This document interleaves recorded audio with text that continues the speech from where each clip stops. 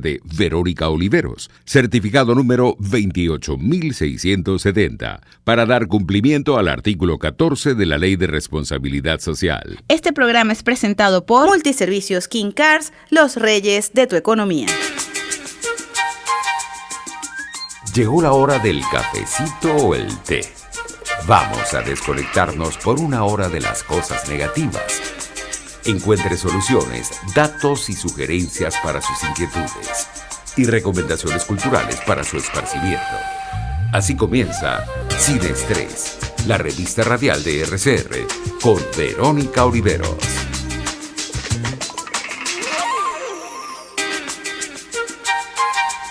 Muy buenas tardes a toda nuestra audiencia que nos acompaña pues de lunes a viernes, sábado, domingo, en la noche, en la mañana están con nosotros pues esperando por supuesto tener la noticia que ciertamente no es amarillista, no está atemporal, es la que es y en el momento que es, y por eso sé que nos siguen y nos acompañan. Y bueno, dentro de ese día muy largo, lleno de información, de opinión, de denuncia, porque esto es para eso somos nosotros acá, la tribuna de la denuncia, pero también la tribuna de lo bueno, de saber las cosas buenas que sí están ocurriendo en Venezuela, y esta es la hora en que nos desconectamos de esa angustia para conectarnos con las soluciones. Así comienza Sin Estrés, la revista radial de Radio Caracas Radio. Quienes hacen posible este espacio: en la dirección general de la estación Jaime Nestares, en la gerencia de producción Willy Arcaya, en la producción Juliet Córdoba, en los controles Víctor Mejías y quien les habla Verónica Oliveros. Ustedes pueden comunicarse con nosotros al Twitter de la emisora @RCR750, el Twitter del programa, el cual no he abierto todavía, ya lo voy a hacer, @SinEstrésRCR, mi cuenta personal en Instagram, @VeroOliveros, una sola O. Y saludamos muy especialmente a quienes nos acompañan dentro y fuera de las fronteras venezolanas por la radio que se ve, por supuesto, nosotros, www.rcr750.com. Y nuestro canal de YouTube, por supuesto, RCR en vivo, por allí nos pueden ver. Y por supuesto, pendientes del chat de RCR. Ya por acá saludando a Patrick Bolan, que está en sintonía. Félix Guedes también con nosotros. Y bien, ya han pasado, yo no sé cuántos días llevamos de cuarentena. Es desde marzo, ustedes saben la cuenta. Abril, mayo, junio, julio, agosto, vamos 5 meses ya. Y entiendo que nos alargaron un mes más. Vamos ya para medio año en esta situación que, bueno, no solamente la lleva Venezuela, la lleva el mundo.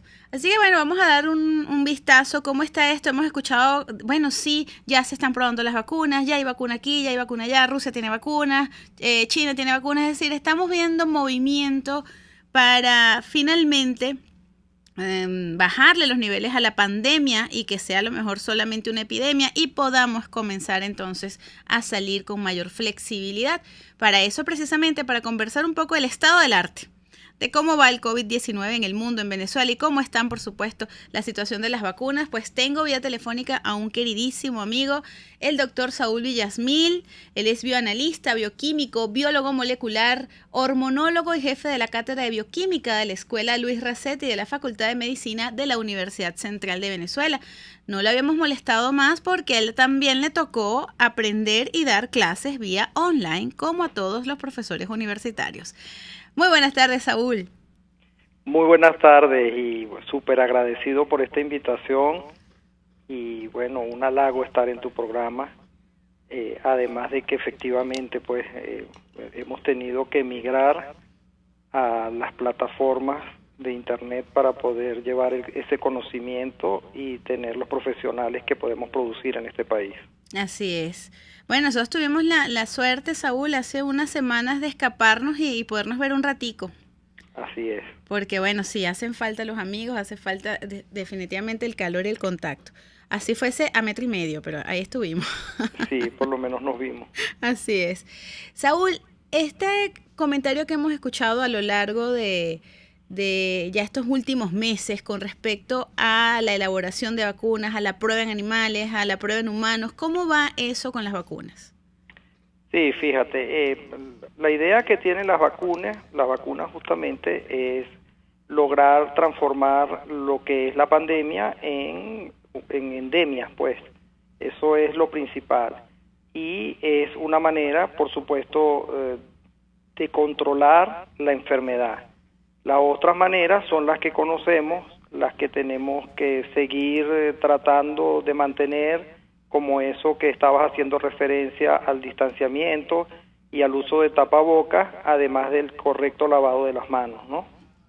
Y desde el punto de vista de vacunas, lo que sí les puedo decir es que para producir una vacuna, lo primero que se hace es tener mucha investigación básica. Eso significa mucha investigación desde el punto de vista inmunológico, por supuesto bioquímico, y hoy en día la genética que marca la pauta en esto. También hay diferentes formas de desarrollar las vacunas, y por eso que han habido ciertos cambios y han habido también muchísimas vacunas que se han puesto, pero que no han llegado al término porque justamente pues las formas de desarrollar la vacuna pues tienen mucho que ver con cosas ahora ya que podemos decir que son parte de la historia. Es decir, una de las formas de desarrollar vacunas, por ejemplo la vacuna de la polio, se utiliza el virus de la polio, pero virus inactivados. Y ya después, con el advenimiento de lo que se conoce como ingeniería genética, bueno, ya aquí las cosas cambian un poco y se pueden desarrollar vacunas desde ese punto de vista. Todos esos candidatos a vacunas siguen siendo candidatos hasta que demuestren principalmente que funciona contra la enfermedad. Ese proceso, para poderlo evaluar, es un proceso bastante largo, pero se podría comprimir, pero los tiempos igual son bastante largos. Y para eso, pues entonces se cuenta con un grupo de voluntarios, y ese grupo de voluntarios luego va a aumentar para pasar a las segundas fases, tercera fase, y por supuesto estar seguro de la efectividad que puedan tener las vacunas. Por último, tendría que haber la aprobación de, por ejemplo, la FDA, entre otras. También ver la manufactura, donde se va a realizar, porque eso tiene que tener edificios y condiciones específicas, ver la producción, la cantidad de producción que se pueda hacer, y por supuesto el uso para la protección de personas o comunidades, ¿no? Porque son cosas diferentes. Bueno, fíjate, Saúl, aquí, aunque bien, eso es un proceso que lleva tiempo, porque por supuesto debe haber investigación, debe haber comprobación, debe haber ciertamente, como lo comentabas, un margen de efectividad que sea para reproducirse en masa. Eso lo tenemos claro. Sin embargo, yo siento, no conozco la trayectoria en cuanto a las vacunas, pero desde que nos denominamos pandemia, a que ya estén apareciendo al menos ensayos de vacuna, creo que ha sido un tiempo relativamente corto. Sí, bastante corto, porque fíjate, pasar muchas veces de la fase 1 a la fase 2 lleva un tiempo relativo, y de la fase 2 a la 3, que es cuando se utilizan pues mucho más voluntarios de los que teníamos en la fase 3, esa fase 3 usualmente dura como un año, o es lo que debería durar, ¿ok? Me explico un poco cómo es una fase 3. Tienes una gran cantidad de personas, voluntarios, que aceptan ponerse la vacuna, pero se le hace un seguimiento y unas pruebas que se conocen como pruebas en doble ciego controlado. Eso quiere decir que un grupo de esa población va a recibir la vacuna como tal, otro grupo podría recibir un placebo o una vacuna que no esté relacionada. Entonces, claro, a ese número de voluntarios, que ahora es superior, después de transcurridos algún tiempo, hay un comité que se va a encargar de abrir los sobres y saber y hacerle todas las evaluaciones a cada uno de los individuos. Incluso el propio investigador no sabe qué individuo recibió la vacuna correcta. Entonces eso evita sesgos, ¿ok? Y algo muy importante también es que aunque tú puedas participar como voluntario, no se exponen voluntariamente al virus. Es decir, el hecho de que tengas la vacuna, tú no vas a salir a la calle en este momento sin tapaboca o sin mantener la distancia. Ellos deben infectarse si es que hay infección o no, pero de manera natural, o sea que se exponen naturalmente al virus. Igual ellos deben tener cuidado, como les digo, con todo el pandemia que se han hecho en anteriores momentos, es que muchos trabajadores de hospital que usualmente se toman como voluntarios, porque por una parte, si funciona la vacuna, pues los va a beneficiar, y es una población que después el comité, como les comentaba, después de varios meses es que va a revisar, pues, y se ve la eficiencia mínima que está funcionando o no. Hay algo bien importante que hay que dejar claro, y es que las vacunas que se pueden producir, ¿ok? Y eso es muy importante porque no todas las vacunas hacen lo mismo, ¿ok? O sea, podríamos decir, Saúl, que... Al contrario, que de hecho evite que te infectes, porque las vacunas, muchas de ellas, y bueno, entienden la situación de que son moléculas que se van a formar en contra de eso extraño, en este caso el virus que está entrando, pero entonces no sé, como inmunidad, y la inmunidad es la capacidad de dar respuesta el organismo desde el punto que es generar protección, literalmente. De allí que también se está estudiando, porque no sabemos qué tanta inmunidad puede ofrecer contra el virus. Bueno, las que se están haciendo en Occidente, como por ejemplo las vacunas que se han desarrollado por la Pfizer, Oxford, ¿cómo lo diríamos? Limpios, ser transparente en la oscuridad, pues tú no tienes cómo poder decir si la vacuna o las vacunas que se estén formando o haciendo en el celular, que si va a tener o no algunas cosas secundarias, algunos eventos secundarios que... Ponerse la vacuna, o sea, todas esas cosas salen de todo el estudio. Exactamente. Fíjate, si nos vamos un poquito atrás, por ejemplo, o lo usual para hacer una vacuna era inactivar los virus o simplemente disminuir la virulencia que tenía el virus, ¿ok? Eso se usa mucho y todavía se usa en las vacunas contra el sarampión. El paciente, y el paciente tiene una respuesta con anticuerpos, pero además le brinda después esa inmunidad, algunas veces permanente o en el tiempo determinado, 10, 12 años, eso se va a se pueden hacer vacunas más económicas, y con esas vacunas, por ejemplo, se ha estudiado con este tipo de tecnología genética, se modifica el virus genéticamente y se introduce dentro de lo que sí en este caso, o en muchos casos, se han utilizado adenovirus, que son virus que realmente pues no producen mucha enfermedad podría ser, por ejemplo, la proteína que es puesto, entonces se forman anticuerpos y da una respuesta inmunológica. El problema está, entonces se pueden formar anticuerpos y dar respuesta contra el vector, entonces ya no se podría utilizar. Muy cuidadoso en cada una de esas. También se ha puesto de manifiesto inyectar directamente el material genético que están haciendo y modificando el ARN, metiéndolo en un vector que es un adenovirus, pero en este caso un adenovirus para chimpancé, y ejemplo la vacuna de Moderna se basa pero en la utilización del ARN, ¿ok?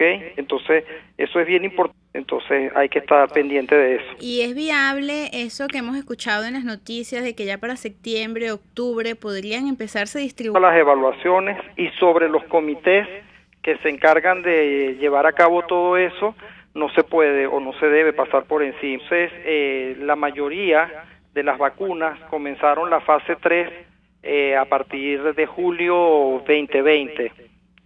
Lo que quiere decir es que para julio 2021, a los 6 meses, se pueden comenzar a hacer ciertas evaluaciones, sobre todo, por ejemplo, a su utilización, o pues no se utilizaría, pues. Bueno, pero entonces, yo creo, Saúl, que queda claro y muy, muy claro que para ser lo más confiable posible no podemos apurarlo en el... Fíjese, estimada doctora, muchas de las preguntas que tiene que ver con la efectividad, una explicación simple que lo acabamos de vivir, por ejemplo, fue cuando Inglaterra al principio de la pandemia, ¿no? Porque tantas personas que puedan ser infectadas por el virus, ya después el virus no va a tener cómo saltar de una persona a otra, porque cuando salta ya la persona ya está, es inmune, si claro. ha sobrevivido. De hecho, Saúl, eso lo comentamos en enero, antes incluso de que esto fuese nombrado pandemia. Exactamente. Claro. Entonces van a desaparecer de la naturaleza. De allí es que lo podamos hacer de una manera natural o, por ejemplo, lo más adecuado utilización de la vacuna, porque la vacuna lo que va a hacer es disminuir el número de casos, por lo tanto disminuye la... Quería que conversáramos, Saúl, un poco de cómo está ese movimiento. Hay gente que habla de que hay cepas nuevas, que ya cuando en algunos países se ha abierto la posibilidad de la flex y sube, bueno, y sufrimos nosotros, y sube. Entonces, ¿qué es lo que está pasando más o menos? ¿Cómo va ese movimiento del COVID-19 en Venezuela y en el mundo? De eso vamos a hablar al regreso. Antes, saludo por acá a Migdalia Chirinos, a Ilenia Mundaraín, como no, muchísimas gracias a Oliveros, también a Dan Burgos en Florida. Ya regresamos. Ya regresamos con más de Sin Estrés, su revista en RCR.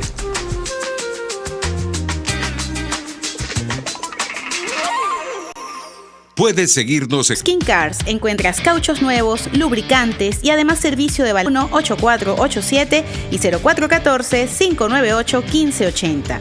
Multiservicio Skin Cars. Llame a Mundo de Remodelaciones 414-032. Recomiendo. Ellos sí que no saben nada. Y así nos va.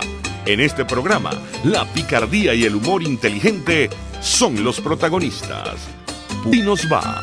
De lunes a viernes a las 4 de la tarde. Por Hacemos un alto en la rutina. A respirar y disfrutar. Estás en Sin Estrés. Así es, estamos de regreso acá en Sin Estrés. Estamos conversando con Leti de la Facultad de Medicina de la Universidad Central de Venezuela, también investigador, y precisamente ha estado estudiando muchísimo todo este proceso de la vacunación contra el... Antes de irnos al corte, con respecto al movimiento que se está viendo ahorita, que en Venezuela, pese a que comenzamos, si se quiere, un aislamiento, se supone que se tomaron las medidas, se supone que estábamos helados de antes, acá había unos números, hubo un tiempo, 1.600 nuevos casos. Sí, fíjate, lo que pasa es que hay que hacer un poco luz pública. Entonces, el problema que nosotros tenemos en Venezuela, justamente Venezuela da sus recomendaciones y son recomendaciones de alto nivel. Sin embargo, si las recomendaciones, yo creo que desde ese punto de vista, el manejo que muchas veces hacen los gobernantes de los pueblos, no la suerte que hasta ahora se supone y que podemos hacer una visión nada y que sea asintomática. Ajá. Habíamos conversado contigo en Venezuela y Latinoamérica, que es mucho más virulenta. Es decir, que con poca cantidad de virus que entra al cuerpo puedes causar enfermedad, ¿ok? Pero aparentemente, porque quizás esa mutación que se da allí, dar malos entendidos, que es que nuestra cepa sea o produzca menos enfermedad. No. Yo creo, Saúl, que nosotros estamos como curtidos, ¿no? Vamos a decirlo así. Así que bueno, no quiero decir con esto es totalmente empírico y no tiene nada que ver con lo científico, pero bueno, ¿quién quita? Es posible. Claro, porque es que fíjate, cantidad de vacunas y todo el mundo quiere ser los primeros, ¿ok? Pero porque, bueno, se tendría que probar primero en población, o quién tiene la fórmula, y son pocas las veces en la historia, excepto creo que en la vacuna de la polio, que antes de llegar a esa, pero eso es un arma de doble filo, porque claro, si no funciona, entonces se pierde todo ese dinero. Y para ese momento creo que la inversión fue... Por supuesto que sí. Saúl, el monopolio de la, vamos a decir, de la confirmación en una clínica privada. No se puede, eso está totalmente prohibido. De hecho, todas las pruebas, tanto las pruebas rápidas como las pruebas de PCR, las pruebas rápidas les recuerdo que no funcionan, pero se hace un descarte completo. Quizás, ¿qué te puedo decir? Habría que hacer... Y sin embargo entiendo, tuve la experiencia con unas personas conocidas que podría incluso ser un falso positivo. Exactamente, es que el problema de ese tipo de pruebas es que, o viceversa.